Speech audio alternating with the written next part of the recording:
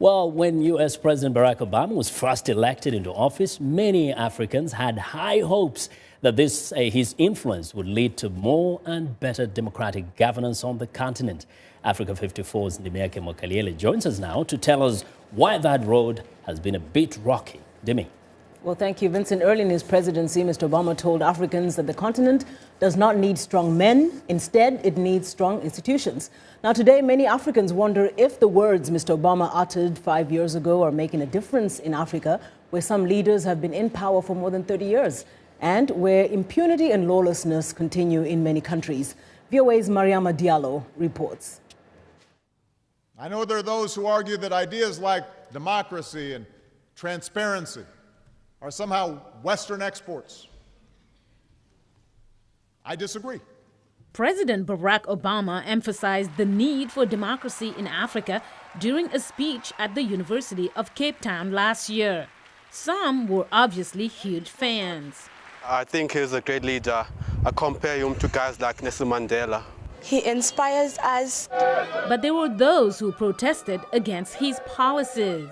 I do not view him as a credible leader. He is not. He killed Gaddafi, and the government of Gaddafi in Libya was a good government. Some argued the Obama administration has a double standard when it comes to rule of law and democracy. Critics point to Egypt, where the military toppled the democratically elected president, and the U.S. failed to call it a coup.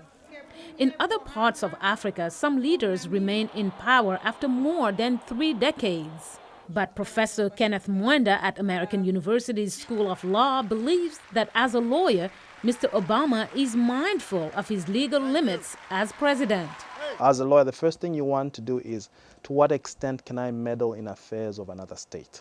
And that's why even his approach to issues of security in the international community has been very much influenced by dictates of international law, rather than politics. But Mwenda says President Obama has had a positive impact. He had gone there to drum up support for foreign investment in Africa. And I think Obama should be commended for building up good relations now between the U.S. and a number of states in Africa and other parts of the world. Francis Cornegay at the University of South Africa says under Mr. Obama, not much has changed.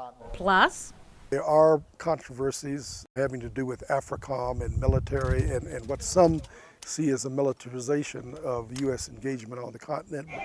After the outbreak of hostilities in South Sudan, the U.S. sent in troops to protect American lives and property. The U.S. military also helped transport Rwandan troops to the Central African Republic. And the Pentagon deployed a small group of military personnel to help Somalia's government. They're helping with logistical planning, some operational planning, maybe some communications assistance. Even though the economy is expected to grow 6% in Africa this year, many still lack basic services. An estimated 600 million Africans do not have access to electricity. In 2013, President Obama launched the Power Africa initiative, which aims to double access to power in sub-Saharan Africa. He said, it's the connection that's needed to plug Africa into the grid of the global economy. In Washington, Mariama Diallo, VOA News. Now, the White House announced recently that President Obama will host the first U.S.-Africa Leaders Summit in August here in Washington. The summit is aimed to strengthen ties with the continent, which the White House has described as one of the world's most dynamic and fastest-growing regions. To discuss this further, we are now joined in studio by Amira Woods, co-director of Foreign Policy in Focus at the Institute for Policy Studies. First time here this year. Happy New Year to you. Happy New Year. Thanks for being here today. It's a joy to be here, as always. So this latest invitation by President Obama is being hailed as a very bold step. The first time it's ever been done that the U.S. president will host African leaders.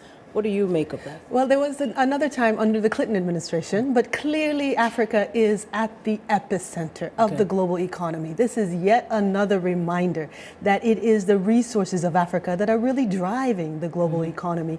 And quite frankly, the U.S., like China, Europe, really the rest of the world recognizes the increased significance of Africa. And so creating a platform where African leaders come to the White House, it's underscoring the importance of this relationship, underscoring the significance of the continent at this critical moment in history. Obviously, President Obama had faced a lot of criticism prior to this. Is this going to change the discussion now in terms of his administration's commitment to Africa?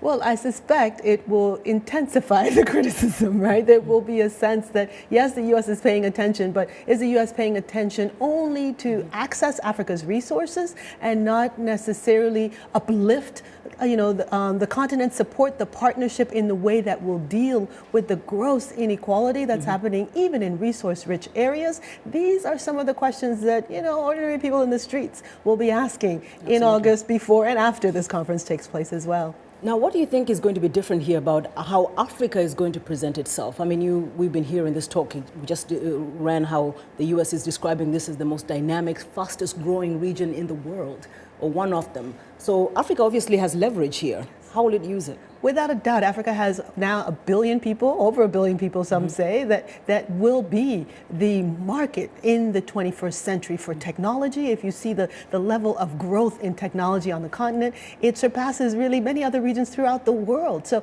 Africa is coming to the table in a different place and at a different state than it had been in previous decades. And so I think it is up to African leaders, really, to set the agenda collectively, having a Pan-Africanist vision of what is needed, what the priorities are for the continent, and to actually set that agenda in a way that brings the issues, the concerns, the priorities of Africa to the fore, and not only having the U.S. set it sort of a more narrow agenda based on its priorities. Obviously, the issues of democracy building, the issues of peace and security, the issues of economic growth are going to come up.